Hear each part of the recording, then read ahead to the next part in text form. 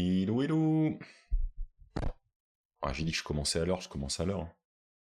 Parce qu'apparemment, il y en a, ils ont pas le temps de faire des lives, mais ils ont quand même le temps de venir passer une tête. Salut, salut la compagnie. Alors, j'ai vu qu'il y avait Kongduno, j'ai vu qu'il y avait Olivier, Steph. J'espère que vous allez bien. Une Sakai, c'est de toute façon mon message de tout l'hiver. Je ne supporte pas le froid. C'est comme ça. Message à tous mes amis du Sud qui passent leur temps à dire que Lyon c'est le Grand Nord. Vous avez 100% raison, il fait beaucoup trop froid dans ce pays. Donc vous étonnez pas si je me bois un petit café de temps en temps, c'est pour être au chaud. Bon, c'est le Nord. C'est le Nord. Ah ouais, un petit côté galabru, faut pas se priver des petits plaisirs. Y a pas de raison. Bon, well. J'avais un petit doute avant de démarrer tout à l'heure. Je suis pas mal occupé aujourd'hui, mais j'étais pas trop sûr de ce que j'allais pouvoir, de quoi on allait pouvoir parler. Et en fait, j'avais mis de côté un article. On va commencer par ça. Et en enchaînant, je pense qu'on a déjà de quoi s'occuper.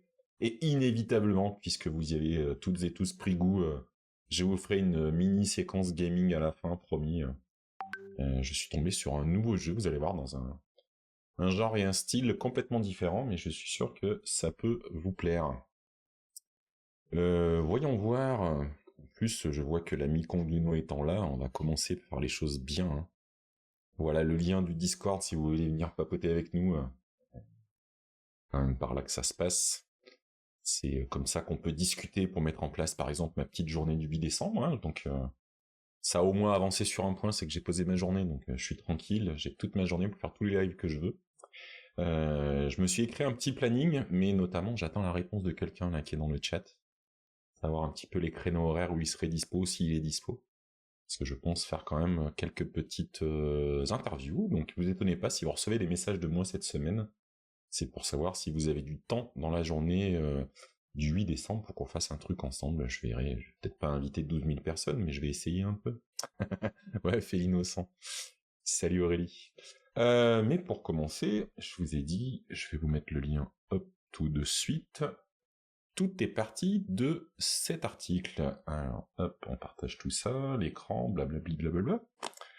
Je peux zoomer, mais on va le voir ensemble de toute façon. Je vous ai foutu le lien.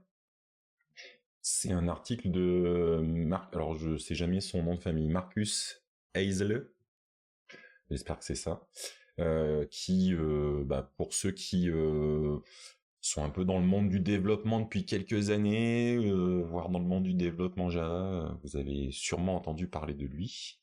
Et là, il a fait un article que j'ai trouvé, que je suis juste en train d'effleurer. Là, j'ai lu l'article, mais vous allez voir qu'il y a une partie technique après. Je compte bien m'amuser avec ce qu'il a produit parce que c'est super intéressant.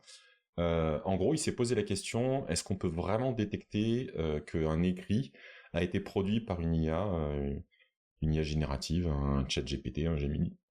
Peu importe, ça a été produit de cette façon-là.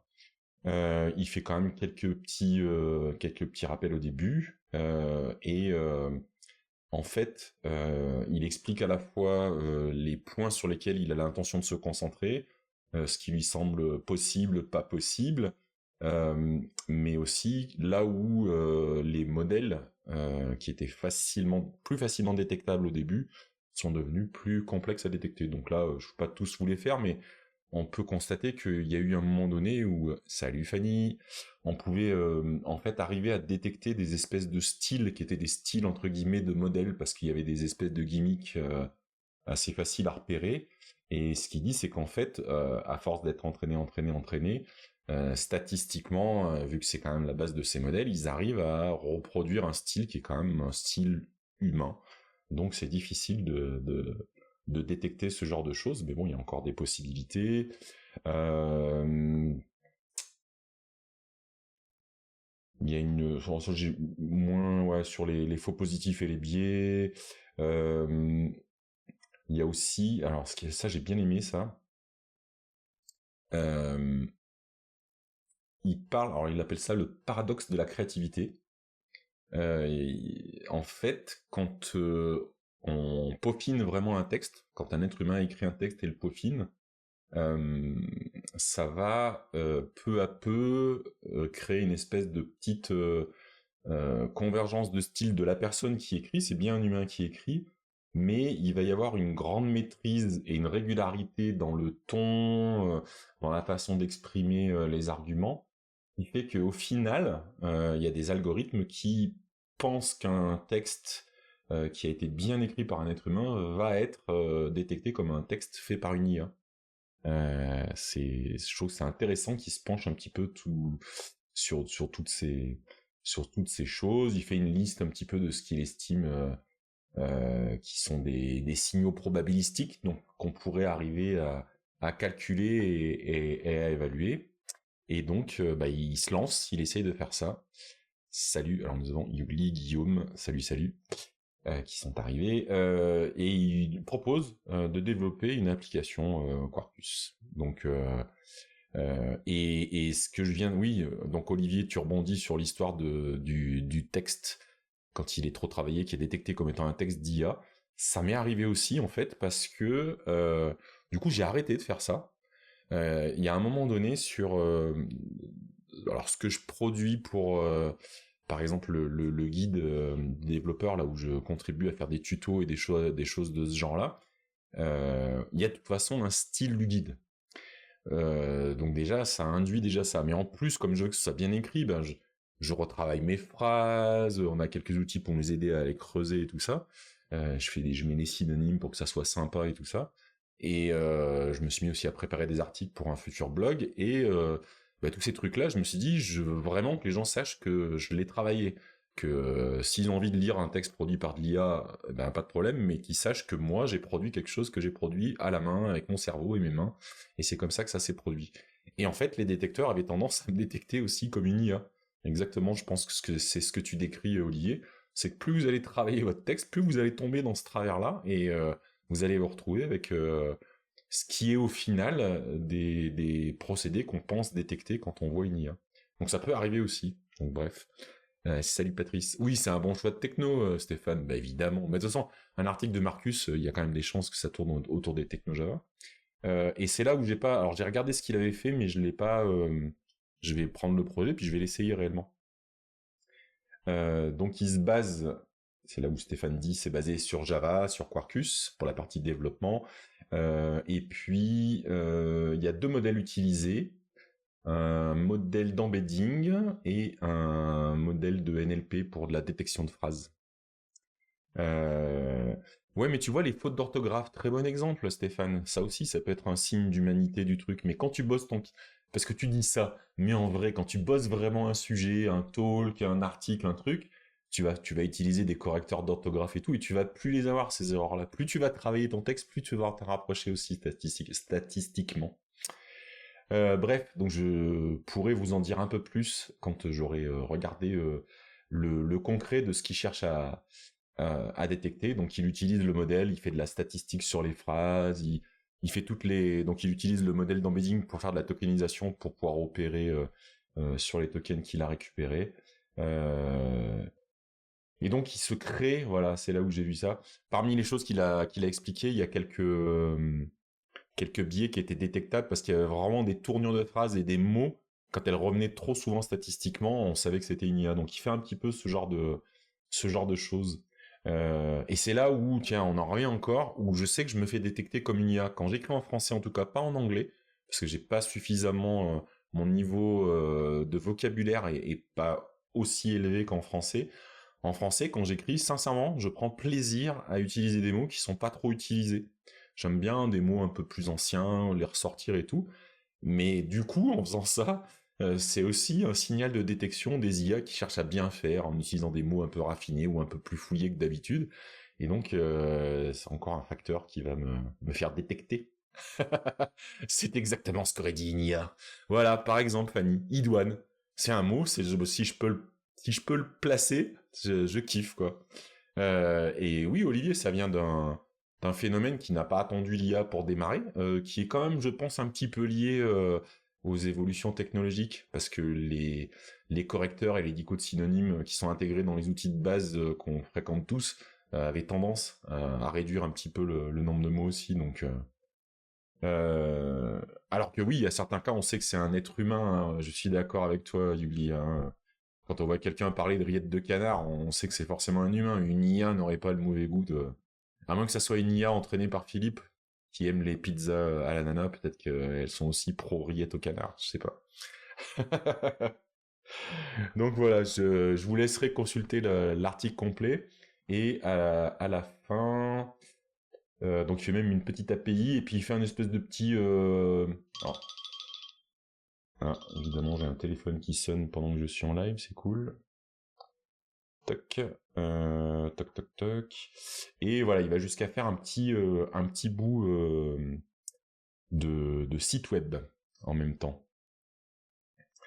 Hop, alors, je suis désolé, ce qu'on va faire, attendez, hop, on va aller là. Non, c'est pas du tout ce que je cherchais. Alors, c'est passé où? Oui, c'est ici, tac, tac, tac. Voilà, je vais vous demander juste 2 petites secondes, parce que le coup de fil, il n'était pas pour moi, j'ai juste signalé dans la pièce à côté qu'il y a un coup de fil à répondre. J'arrive tout de suite.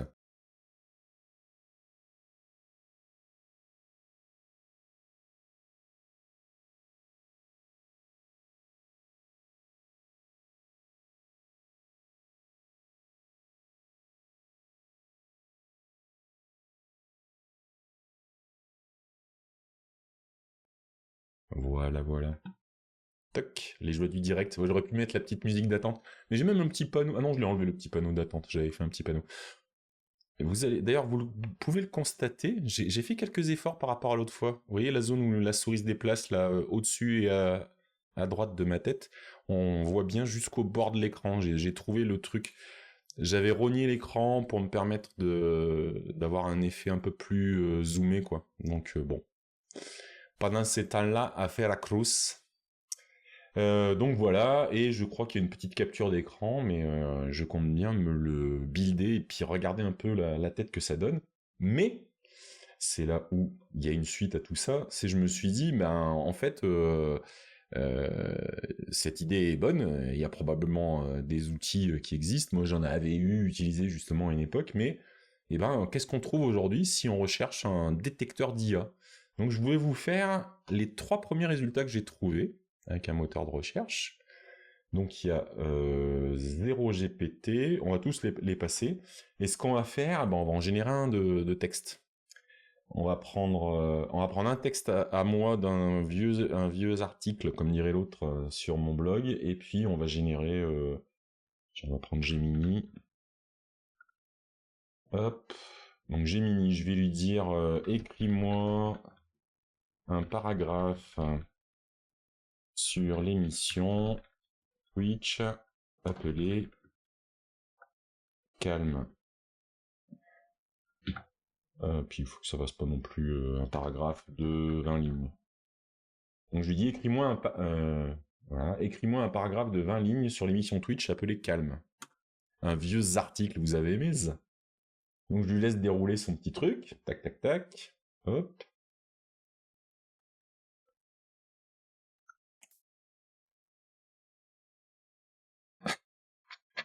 Ah, j'avais fait des tests tout à l'heure, c'est dommage, c'était beaucoup plus rigolo ce qui m'avait sorti. Ok. Donc il parle d'un tag calme pour des émissions de détente. Et tout à l'heure, il m'avait fait toute une explication que le créateur de l'émission Twitch calme, c'était Squeezie. C'était encore plus rigolo. Bref, regardons ce que 0GPT a à dire. Voilà. Votre texte est 100% écrit par un être humain. Voilà. J'ai fait des essais tout à l'heure où il détectait 70% sur du texte généré par Gemini, hein. Donc on peut pas dire que la fiabilité soit forcément au rendez-vous.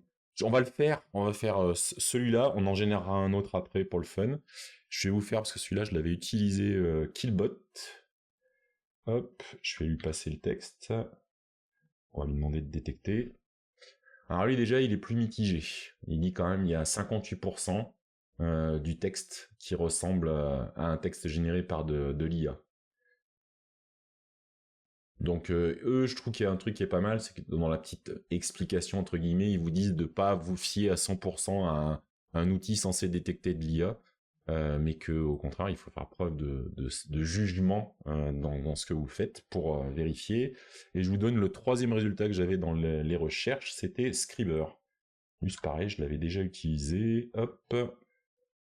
Donc lui, vous allez voir. On va voir si ça, statistiquement, ça veut dire quelque chose ou pas. Je le soupçonne d'être basé sur les mêmes outils que Quillbot, parce que j'ai toujours les mêmes résultats, mais genre au millimètre. Donc on a 0GPT qui n'a pas vu que c'était détecté, mais là il l'a vu sur les deux autres. Qu'est-ce que je vais lui dire Écris-moi un texte de 20 lignes sur tiens, le métier de développeur advocate. Hop, en avant. Ah, avec la petite traduction, le défenseur des développeurs. Et bien, vous savez quoi? Moi, j'adore cette formulation française. Je pourrais peut-être l'utiliser plus souvent. Voilà. Bon, ce que je lis me semble pas déconnant, hein. Alors, voyons voir si Monsieur 0GPT, là, voilà. Et ce coup-ci, on ne sait pas pourquoi, tout à coup, ça devient 95% de texte. Alors lui, il propose même d'humaniser, hein. On peut jouer avec cette fonction aussi si vous voulez. Tac, donc je vais lui mettre dans celui-ci. Vous voyez, 76%. Hop. Ouais, 76%. Ah! Je suis aveugle. Regardez. Si je zoome là. Vous voyez le petit logo là? C'est propulsé par Quillbot, donc c'est normal que ça donne les mêmes résultats. Ah, j'aurais pu regarder le quatrième. Il défend la veuve, l'orphelin et le développeur. Ouais, c'est trop classe et je mettrai ma belle armure sur mon cheval blanc pour aller pourfendre le dragon vilain.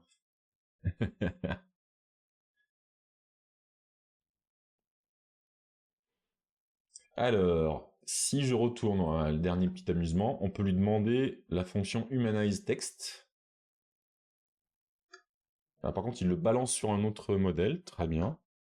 Ok, je vais lui remettre le même texte, je lui dis Humanize, et évidemment, il y a un free trial, donc vous n'aurez pas la démo de ça, parce que je ne vais pas non plus rentrer là-dedans.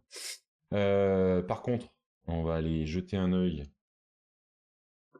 à un article. Un article. Hop, et on va prendre... voilà. Tac. On va prendre ce texte-là d'un article, là je vous garantis, c'est moi qui l'ai écrit celui-là, c'est avec certitude que je vous l'affirme. Je peux plus revenir là? Ah ouais, c'est là, je suis bête. Voilà, et on va détecter ça. Ouf! Donc je suis donc bien un être humain visiblement. Et là... Ouf! Je suis donc bien un être humain. Non, ça va. Quand je rédige en français, ça passe encore, je sais pas. Comme là, c'est peut-être un sujet un peu particulier, ça passe. Donc voilà, c'était pour vous montrer un petit peu. Alors déjà, j'ai beaucoup aimé le vrai truc, c'est l'article de Marcus où j'ai trouvé sa réflexion sur, finalement, pour mettre au point un programme qui va détecter une IA dans un texte, on est obligé de se poser des questions sur ce que représente le langage. Et en vérité, tout ce qu'on s'est dit tout à l'heure, les remarques d'Olivier et tout ça, c'est que c'est faux en fait. Et un être humain peut rentrer dans les critères que vous allez vous inventer pour essayer de détecter un texte, puisque chaque individu a une façon de rédiger et les j'aime pas dire les niveaux parce que c'est pas une question de qualité de la alors, il y a la qualité de ce qui est rédigé, vous pouvez aussi avoir ce jugement là, mais dans la façon de s'exprimer, on a tous des façons de s'exprimer plus ou moins riches, plus ou moins élaborées, peu importe, et du coup ça peut amener à tomber dans un détecteur d'IA qui pense que vous en êtes un également. Donc vous voyez. Alors le Humanize, je suis un peu perplexe. Alors est-ce que c'est des gens qui ont un détecteur et puis qui mettent les règles inverses pour vous pointer? Je sais pas. Moi ça m'a quand même bien fait rigoler. Alors je sais pas si vous utilisez des outils d'ailleurs, ça m'intéresse. Toi, il y en a bien parlé la France, mais ouais, mais je fais des articles, monsieur, avec un Z au début et à la fin. Donc je sais pas si vous utilisez des outils aujourd'hui pour repérer un peu les contenus. Je crois qu'on l'avait évoqué quand j'avais parlé de l'article de Stéphane, mais je pense que potentiellement on aura, alors je sais pas si ça aura du succès, mais une petite partie d'internet où il y aura des sites qui s'assureront que les gens qui écrivent sont bien des gens et qu'ils ont bien écrit. Je pense qu'il y aura un peu de ça à un moment donné pour qu'il y ait un peu un contrôle de contenu, ou je sais pas, mais j'imagine. Puisque de toute façon, comme on l'a vu, comme c'est statistique, que les outils de détection se basent sur les mêmes statistiques, il y a forcément un moyen de choper au radar, hein, et puis de le contourner. C'est la guerre à la technologie comme d'habitude. Hein. Ouais, ouais, peut-être qu'il y en a qui les font sur les CFP, mais ouais, ça peut. Ouais, déjà, le truc qui t'annonce, comme tout à l'heure, hein, qui a annoncé le texte à 95%, c'est une IA. T'es pas obligé de mettre à la poubelle, mais tu peux le lire avec un œil critique et te dire, bah quand même, ça doit sentir quand même. Tu sens que tu vas échouer au test d'humanité. Ah, c'est le problème, c'est le problème. Parce que le test de l'humanité, il va être écrit par qui et comment? Je vous laisse réfléchir. Parce qu'il y a vague dans les textes, hein. Je vous rappelle que dans le code, il y a quand même une vague où les gens se mettent à coder en utilisant des IA. Est-ce qu'on pourra faire confiance à des outils écrits par des IA pour détecter le fait que ça soit un texte fait par une IA? Ah, la question est ouverte, je ne sais pas trop. En tout cas, je trouve le... Voilà. C'est une démarche que je trouve intéressante. Euh, C'est malheureusement, on a eu un mini débat d'ailleurs sur le Discord, le cas aussi pour tout ce qui est création et notamment par exemple la musique. Moi, mon opinion là-dessus, c'est que je vous l'ai déjà dit, hein, probablement que ça va devenir un outil parmi les outils des musiciens. Salut Olivier, bah, passe un bon cours, fais-les pas trop vibrer quand même tes étudiants, sois gentil avec eux. Je pense qu'effectivement l'outil, les outils autour du monde de l'IA, ben il y en avait déjà des petites bribes qui arrivaient, mais probablement que ça va s'intégrer petit à petit. Par contre, le vraiment 100% généré, c'est un peu gênant parce que je pense que c'est encore plus flagrant que pour les textes, mais c'est quand même basé sur du vol d'œuvre au départ. Je suis pas un grand champion du monde de tout ce qui est droit d'auteur, je trouve qu'on en fait des fois beaucoup, mais quand même, il faut quand même bien reconnaître que toutes les IA génératives, elles se sont juste assises sur ce qui faisait le consensus autour du droit d'auteur, quel qu'il soit. Et donc, ben, voir un pourcentage hallucinant sur les différentes plateformes où les musiques sont générées, et de se dire que c'est au milieu de tout ça que ça coupe la part réelle de ce qui est reversé à des vrais artistes qui, eux, ont passé beaucoup plus de temps, parce qu'il faut pas se mentir, je dis pas que prompter une musique, ça va pas prendre un peu de temps, mais euh, sauf si on me démontre le contraire, je suis prêt d'ailleurs, et c'est là où je dis ça doit pouvoir rejoindre les outils des musiciens. J'ai toujours aimé les petits documentaires qui montrent comment travaillent les artistes en fait à l'élaboration d'un morceau, comment ils le créent, comment ils l'enregistrent, tout ça, ça m'intéresse. J'ai hâte qu'on voit des documentaires qui expliquent comment les gens qui utilisent la GNI pour la musique travaillent. Parce que très honnêtement, si c'est pour pondre un album en 1 heure ou deux, c'est malhonnête par rapport aux musiciens qui sont à l'origine de la musique qui a servi à ces modèles de GNI. Donc il y a quelque chose qui est malsain quand même là. Donc bref, toujours le rapport à la création qui me gêne quand même régulièrement, ou alors on joue avec les mêmes règles du jeu pour tout le monde en fait. Euh, je pense, Gouze, tu donnes un bon exemple, mais euh, déjà tu cites un artiste qui est déjà dans un genre particulier, qui n'est déjà pas le genre que tout le monde va écouter, et qui a déjà des méthodes de travail, je pense, technologiquement vachement avancées. Donc je ne doute pas qu'il aille creuser et que moi je suis le premier à adorer l'exploration que m'apportent les outils d'IA au niveau de la musique, mais par contre, ce qui est produit, à part vous faire une blagounette une fois dans le Twitch, c'est quand même pas... C'est plus le fait que, par exemple, ça va vous créer un morceau qui, si vous n'êtes pas trop au courant et que vous passez la première fois, vous allez dire «Ouais, pas mal», et puis si en fait vous en écoutez 5 ou 6 générés par la même IA, vous allez le savoir en fait, vous allez l'entendre. Et c'est pas agréable comme sensation. Donc oui, je pense que tu vois, des mecs comme Sébastien Tellier, j'espère qu'ils trouveront un usage différent pour apporter quelque chose, que ça devienne un outil dans la palette des artistes, il n'y a aucune raison. Quand l'ordinateur est arrivé, il n'a pas fait disparaître les artistes, et heureusement.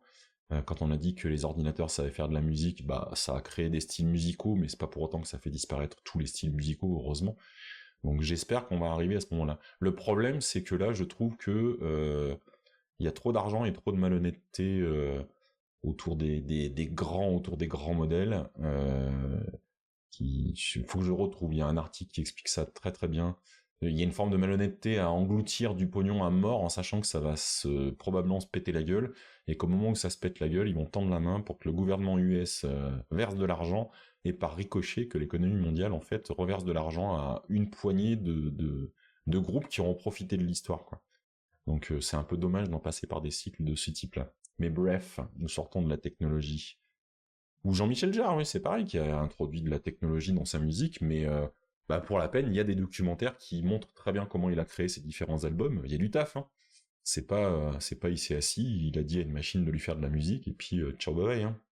Donc voilà, j'aimerais qu'il y ait quand même une forme, quand ça touche à quelque chose où ça touche à l'activité créative de gens qui vivent de leur créativité, bah, j'aimerais qu'il y ait un tout petit peu plus de respect. Aujourd'hui, je le sens pas trop, quoi.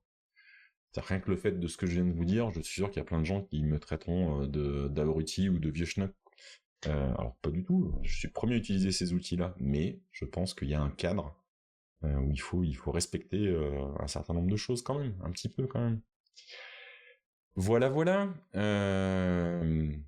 Et je vais vous parler d'un autre sujet qui, je pense, on pourra bientôt aussi évoquer ces sujets d'IA, c'est le sujet des jeux vidéo, puisqu'il y a quelques grandes compagnies qui commencent à dire oh mais tous ces studios de développement qui nous coûtent trop cher, on va continuer de mettre des millions de marketing et puis on va juste bourrer une IA qui va tout nous faire des jeux, des textures, des trucs, des histoires.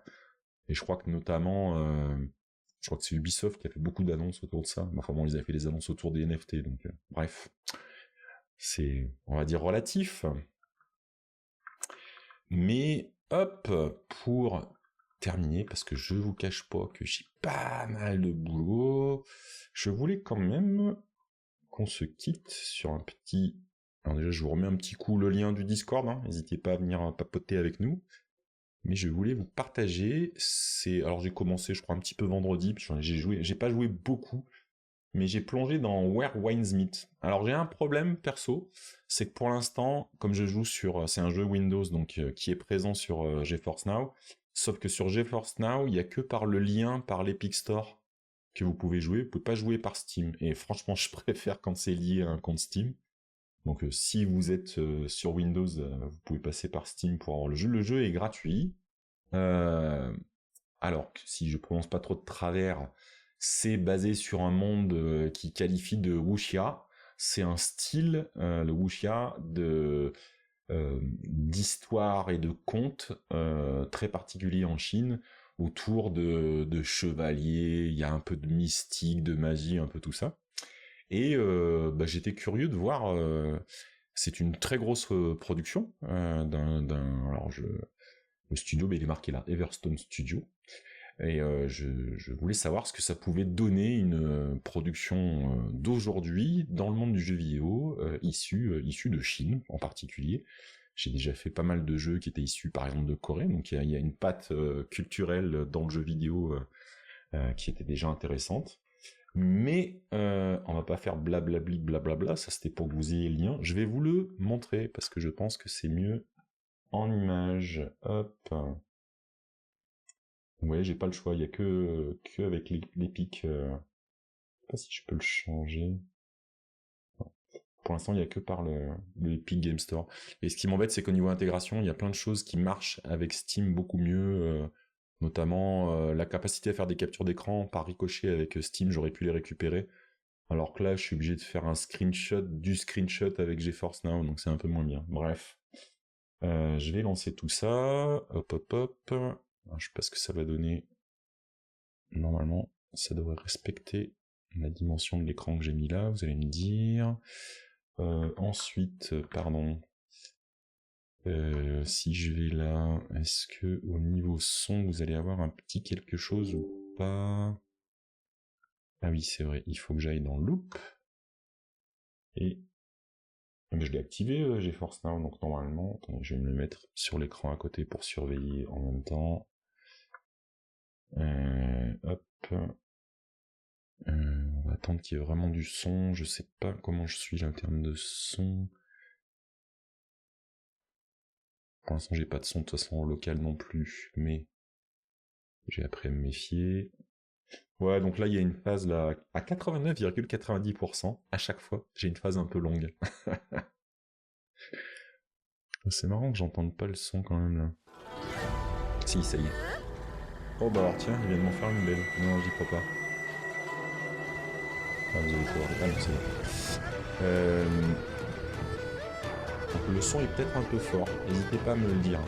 Si c'est trop fort, je peux baisser, que ça soit pas non plus abusé. Est-ce que je peux régler ce volume là ici? Hop. Tac. C'est un poil, il me semble. Voilà. Si je vais par là, c'est quand même un peu plus raisonnable. Je peux rebaisser encore un peu, n'hésitez pas à me le dire. Ça couvre beaucoup, ouais, il me semblait. C'est mieux là? Ouais, vous me dites, peu importe. Voilà. Quand même que vous profitez un petit peu de... Hop. Donc alors je peux pas vous montrer le début du jeu, c'est un des trucs que j'ai vu. C'est un jeu donc gratuit, mais avec plein de mécaniques de gacha où ça vous donne envie d'acheter des petits trucs cosmétiques dans le jeu et tout ça, évidemment. Hein, c'est faut bien qu'ils fassent rentrer de l'argent. Voilà. Alors j'ai regardé mon écran à côté là en même temps. Ouais, ça a l'air de capturer d'une qualité acceptable. Donc voilà. Je vous montre un peu là, voilà, ça fait des grandes cartes comme ça, donc sachez que je suis vraiment au début du jeu là, c'est la première zone du jeu. Je viens d'ouvrir cette zone là, mais je finis d'explorer celle-ci parce que j'ai l'impression que c'est un jeu où on peut vraiment profiter de l'exploration, donc je vais me faire plaisir à bien explorer tout ça. Pas mal de mécaniques, la partie tuto au début est quand même bien faite, on vous accompagne bien. J'aime bien les niveaux de complexité pour jouer. Je sais pas s'il peut me montrer... Ouais, c'est ça. Il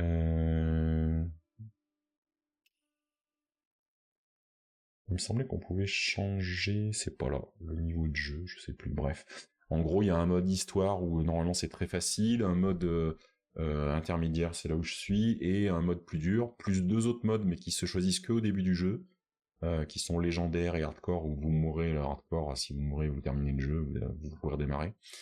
Fait partie des trucs qu'on peut pas régler, il y a 2-3 bricoles, alors il y a des bricoles que je comprends, elles sont liées au côté gacha, où vous n'allez pas pouvoir changer l'apparence du personnage sans payer quelque chose, alors de la monnaie du jeu, et éventuellement une monnaie du jeu que vous pouvez acheter avec du vrai argent, bien sûr. Mais par exemple, relancer un personnage, parce que moi je l'avais exploré le début, je me suis rendu compte qu'il y a peut-être des choses au début que ça va me demander un peu de temps pour rattraper, c'est pas grave, je vais mouliner 1 heure ou 2 à rattraper les choix que j'aurais fait différemment. J'aurais bien redémarré, et en fait on peut pas redémarrer un nouveau personnage, en tout cas j'ai pas trouvé de manière simple. En tout cas, je trouve ça très beau, vous voyez qu'il y a des systèmes Il y a un journal de tout ce qui se passe, alors vous avez une campagne principale, vous avez des quêtes secondaires, vous avez... Alors au début c'est l'héritage de Jiangyu, je crois, hein. Encore que ça, non, c'est peut-être du secondaire. Moi, je m'en occupe pas, je me balade, je suis la trame principale quand je retombe dessus. Mais il y a vraiment plein de trucs super sympathiques à faire dans ce jeu. Les personnages, alors il y a ce qu'ils appellent des talents, qui sont des espèces de petits trucs passifs que vous pouvez rajouter, qui vont vous permettre de... Voilà, on peut améliorer son arme avec de l'huile de feu. On a des vraies compétences après. Alors c'est là où c'est là où j'ai. Bon, je regrette pas parce que je trouve que le jeu, par exemple, il y a un espèce d'éventail de combat. J'aime bien la façon de jouer, mais j'aurais adoré jouer avec l'ombrelle. Bah tant pis, il va me falloir 15 heures de jeu pour y arriver, mais je le ferai. Et après, pour chaque. Donc ça, c'est déjà, il y a une façon très particulière. Soit vous rejoignez des sectes ce qu'ils appellent les sectes, qui sont des regroupements sur des thématiques données, et en progressant avec des objectifs de cette secte, vous allez obtenir ce genre de compétences, mais la contrepartie, c'est que si vous la quittez, vous allez avoir des pénalités, ou vous allez vous faire pourchasser, ou alors il y a ce qu'ils appellent le vol de compétences, qui consiste soit à aller observer un personnage qui fait quelque chose, soit il y a une mini-quête autour, soit il faut l'affronter, enfin, c'est plutôt bien fait, et si on regarde voilà, j'en suis vraiment au début, chaque arme ou chaque art martial en tout cas a des compétences particulières. Celui-ci par exemple, évidemment comme dans tous les jeux de rôle, j'ai forcément du soutien et du soin dans ma panoplie. Et vous voyez au début j'ai pas grand chose et après on peut débloquer d'autres capacités. Pareil pour chaque arme, là c'est pareil, j'ai que le coup redoutable, là, mon dieu, mais il y en a encore bien d'autres, et bien sûr, voilà, petit à petit vous avez plein de... C'est celui-ci que j'aime beaucoup, que j'aimerais bien rejoindre, puisque vous avez la capacité, je crois que c'est là, voilà, hop.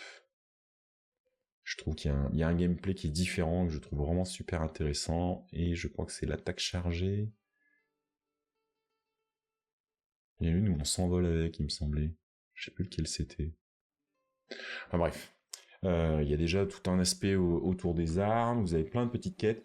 Bah là notamment, là où j'en suis en fait, mais je l'ai déjà fait plusieurs fois, vous allez avoir à plein d'endroits, alors je pense qu'on peut pas lui parler, alors je peux essayer de le faire avec vous, mais je sais pas du tout ce qu'il va me donner. Il y a des chats, c'est la petite... c'est peut-être une divinité, j'en sais rien, parce qu'en fait je découvre le jeu, et elle vous donne des petites quêtes, donc souvent... Alors si je touche la poignée, voilà, c'est ça. J'ai un nombre de follets à ramasser dans un... Vous voyez, j'ai raté celui-là, donc autant vous dire que là, je suis mal barré. Bref, hop. Et quand je dis qu'on a des pouvoirs, on peut sauter 2 fois. Hop, il y a un dash. Ouais, j'ai sauté dans l'eau, donc là, c'est mal barré. Voilà, il est pas content. Hein. Il m'offre quelques petites clochettes parce qu'il est très gentil quand même. Et les petites clochettes permettent de faire des trucs, enfin bref. L'autre point que je voulais vous montrer au passage, c'est que vous avez la capacité de laisser des petits panneaux dans le jeu. Et les panneaux sont remplis par les joueurs. Donc ça peut être une astuce qu'ils ont trouvé quelque chose. Moi, il y a des endroits où les gens mettaient juste si vous venez à telle heure, le coucher du soleil, vous pouvez faire telle photo. Donc vous pouvez désactiver ça, c'est-à-dire que vous avez plusieurs façons de jouer, soit pur solo, vous voyez rien, soit solo avec ce genre de choses, soit carrément il y a des étapes où vous pouvez... alors c'est partiellement, c'est pas un MMORPG, mais il y a quand même du coop et des choses comme ça qui peuvent vous amener à jouer à plusieurs. Donc ça, je trouve ça super sympa. Hop, un petit dash. Et voilà, vous en avez à plein d'autres endroits. Vous avez parfois ce genre de pierre là. Donc là, elle est déjà activée, mais donc on va le voir sur la map puisque je suis dessus. Ce sont des pierres de téléportation qui vous évitent de devoir vous déplacer en marchant trop. Sachez que vous pouvez aussi récupérer des chevaux. J'ai pas trouvé la manière, on va dire, légale de le faire. Et je l'avais fait en piquant le cheval de quelqu'un qui me poursuivait à la moitié de la carte pour me tabaser, pour prendre son cheval. Donc il doit y avoir un vrai moyen. Et après, dans les pouvoirs, et là celui-là, rien que pour ça, je suis capable de jouer des heures juste pour atteindre ça. Vous avez un espèce de pouvoir, vous avez vu le saut que j'ai fait, mais là vous avez un saut qui vous propulse, mais à des dizaines de mètres en hauteur, et vous mettez à voler en suivant je crois votre épée, ou je sais pas quoi, c'est le vol du météore. Donc il y a plein de choses qui viennent de de tous ces éléments culturels qui viennent des contes chinois, et je connais moins. Je connais beaucoup. Moi, j'avais beaucoup lu je vous conseille bien au passage les romans qui sont des romans mais très anciens, qui sont les enquêtes du juge Ti. Le juge Ti, c'est un enquêteur impérial donc dans la Chine impériale il y a des millénaires, et c'est très intéressant parce que il y a un côté historique dans tout ce qu'il décrit et je trouve ça vachement bien. Je vous conseille aussi de lire, je sais pas, que je vous retrouve le véritable conte qui est derrière ce qui a abouti à une partie de Sangoku dans Dragon Ball, puisqu'il y a réellement un personnage dans un conte avec une queue de singe, il est enfermé sous une montagne et c'est un vrai diablotin et tout ça. Donc voilà, ça fait partie des contes des contes ou des romans, des éléments de culture que j'ai un petit peu par rapport à la Chine, mais ceux-là je les ai pas du tout. Et donc vous voyez, vous avez plein de quêtes, vous avez ce genre de choses là, les petits feux de camp. Quand vous arrivez sur une zone où vous êtes jamais allé, la seule chose que vous voyez généralement c'est un feu de camp, parce qu'il y a un voyageur à cet endroit-là, vous discutez avec lui et il vous donne au moins un début de carte de toute la zone.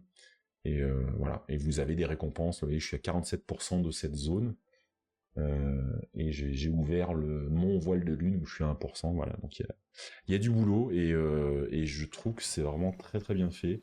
Je sais pas, alors je peux vous montrer, vous voyez, vous avez de magnifiques épées, vous avez des coups spéciaux, voilà, avec un dash. Qu'est-ce que j'ai aussi ce genre de, voilà, hop. Vous avez aussi, alors là j'ai pas d'adversaire face à moi, mais voilà, je pratique le tai chi et ça a des effets sur l'environnement parfois. Et vous pouvez attraper certains adversaires pour les projeter avec. Donc il y a et le tai chi, c'est une des je spoil rien en fait parce que c'est genre les 10 premières minutes du jeu ou le premier quart d'heure, il se passe quelque chose, il y a une quête à faire ou il y a quelque chose qui se passe avec un ours et vous apprenez le tai chi, les bases du tai chi par l'observation d'un ours et je trouve ça sublime. Il y a beaucoup de petites touches d'humour que j'ai repérées. Vous voyez, moi j'ai une chose que j'adore. Vous voyez, au loin là, je sais pas si on voit bien là, sur l'écran, j'ai essayé de me rapprocher sans le faire trop fuir, mais il y a des biches. Franchement, c'est pas trop chouette ça. Voilà. Donc ils vont forcément fuir quand je m'approche, mais moi j'adore explorer ce genre d'univers. Ça me convient. Là c'est un petit peu saccadé, mais bon, j'ai peut-être pas la connexion la plus libre et la plus facile à utiliser. Donc voilà, pareil, comme les autonautes et autres, que je n'ai pas arrêté pour autant, je vous reparlerai probablement de ce genre de jeu parce que je trouve ça super intéressant. Mais bien sûr, c'est possible le tai chi pour un ours, Steph, évidemment. Mais si vous voulez, parce que sachez que j'aurai la chance de voir Fanny et Stéphane demain, parce que j'ai la chance d'aller à Tadix à Tours, où je vais pouvoir faire un talk, une explication autour de apprendre à coder de 7 à 77 ans. Et je m'en suis mis mais plein la gueule. J'avais listé tous les trucs que j'avais envie de faire. Et là, je vais essayer de tout rentrer, mais je vous jure que c'est un vrai combat parce qu'il y a vraiment beaucoup de choses. Merci Kong Duno, la référence. Le vrai nom, c'est Son Wukong. Et oui, oui, c'est un roman que je vous conseille. C'est vraiment super sympa. Et donc, si tu veux, on pourra parler de Tai Chi parce que je m'y suis mis aussi, en fait. Je trouve que ça m'apporte pas mal de choses. Voilà. Non, ça sera pas. Je ferai pas de Tadix de 4h30 parce que après, il y a Henri et Philippe qui vont vouloir battre leur propre record aussi, donc je voudrais pas en arriver là. Il y en aura pour tout le monde, Yugli, j'en profite, puisque tu dis que tu seras là demain. Dans les premières choses que je dirais, c'est que oui, évidemment, ce que je vais montrer et expliquer, c'est a priori déjà à destination des enfants ou des plus jeunes, mais pas que. Et j'espère qu'on verra, si le mais pas que, ça parle à certains et certaines d'entre vous. On verra tout ça demain. Donc oui, demain, je suis à Tours. Si vous êtes à Tours, si vous voyez ce live ou si vous voyez le replay d'ici demain, inscrivez vite, vite, vite, prenez votre place pour Tadix. Je pense qu'on devrait passer une soirée très agréable. Viendez, comme dit Ugly, viendez, viendez.